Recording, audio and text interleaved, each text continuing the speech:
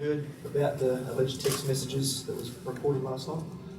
What do you think about that? What's your opinion? I've heard about them, but I don't really know anything else other than that. So, people's private conversations really no influence on what we do, what people want to talk to each other about. The comments up to something and those sort of things, that obviously a chance for you guys to say that you're not up to something. No, I don't want to comment on people's private conversations. That's it. Yeah.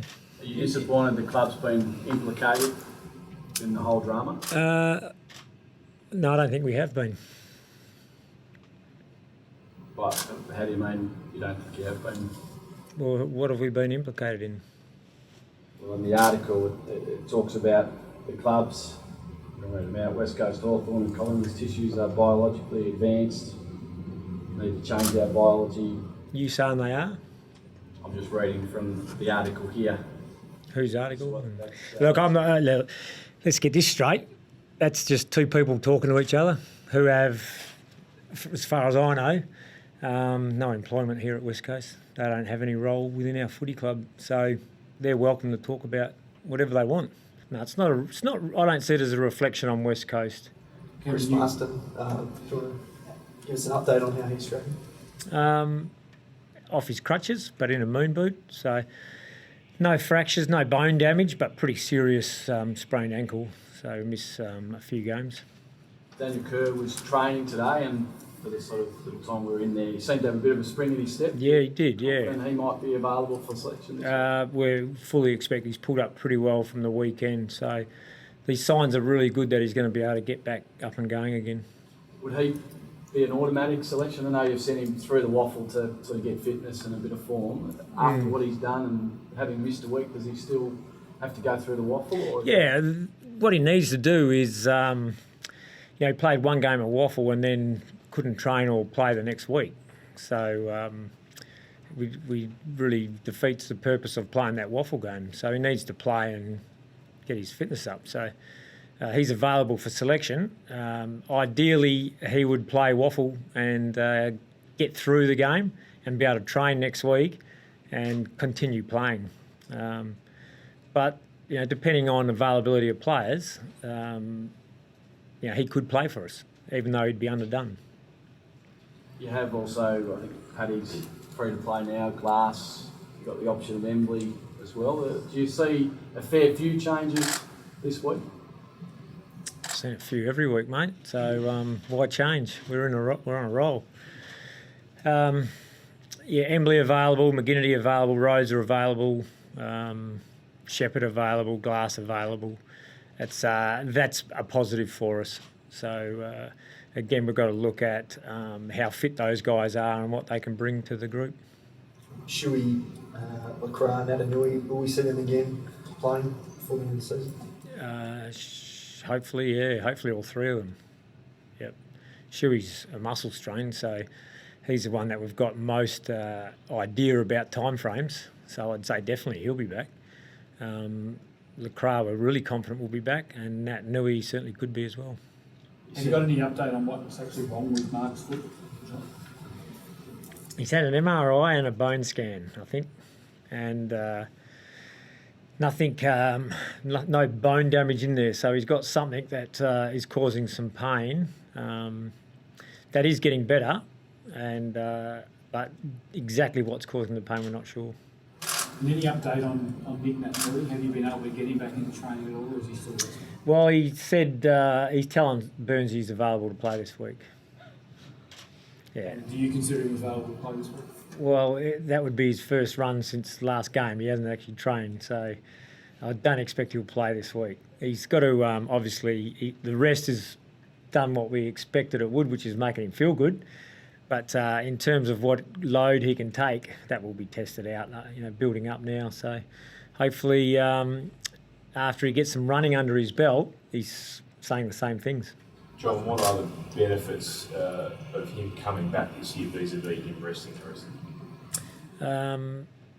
Other than that, he's just a footballer and likes playing footy, and it helps us have a look at our team with him in it. So I understand that some people say, why wouldn't you just put him in cotton wool now? You could do that. You could do that.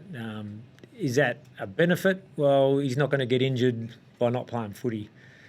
What would make him a better footballer would be learning about his body, doing a rehab, training, coming back and having an understanding of what he can do, and playing a couple of games towards the end of the year. Then having his normal off-season break would mean mentally he'd be really looking forward to the pre-season, not having some doubt about, am I going to get sore again next year? So there's pros and cons for all that. How do you try to stop Gary Ablett? Was it Scott Selwood get that job? Well, at times in the game, yeah.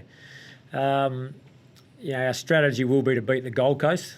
That's our number one strategy, beat Gold Coast. So you wouldn't necessarily have a full tag from siren to siren and go with Ablett? We may do. Yeah, I don't know. The stats show that Gary Ablett, if he gets over 50 possessions, it's not that good for Gold Coast. They got beaten by 97 points when he did that. But you'll see if he gets just under 50, that's good. Brilliant for him. Yeah. So if he gets to 48, we're going to start handballing to him. Get him up over 50 and we'll be right. What's it like coaching against a friend? Who's my friend? Or somebody that you know very, very well? Yeah. No, it really has no influence. Really has no influence at all. When we put the Gold Coast team up on the board, we don't actually have a tag for the coach. We don't discuss it. We talk about what Gold Coast do, the way they play, their players, and we prepare for that. So that's how we go about it.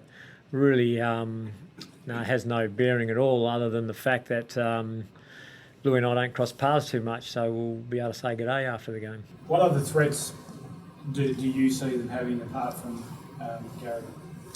I think they're playing good team footy. They're spread across the field now is looking really good. Harbrow is obviously a very good player for them, whether it's up through the midfield or at half back. Thompson's been outstanding this year for them as a key back. So really across the board, we know about their midfield. We talk how talented that is, and going to continue to get better. I think with Swallow hasn't spent a lot of time in there this year, but he's going to be a big part of that, and Martin coming through. So they've got good strengths all across the field, and they're getting those games into those players now. A lot more experience. Just on Scott Lycett, we spoke to him on Monday and he said that he was probably a bit mentally overawed in that round one derby against Fremantle. Can you just talk us through his development this year and how you've seen him do that? Yeah, well, his development this year was to play a lot more time as a ruckman, and we were always keen to keep early on develop him as that forward, so he just learnt and was involved as a forward in the game a lot. So we put his ruck work on hold to a degree for a year or so. This year we were keen to ramp up his ruck work again. He was so what we wanted to see from him was that he became in the waffle a really good ruckman that went forward, and we've seen that this year.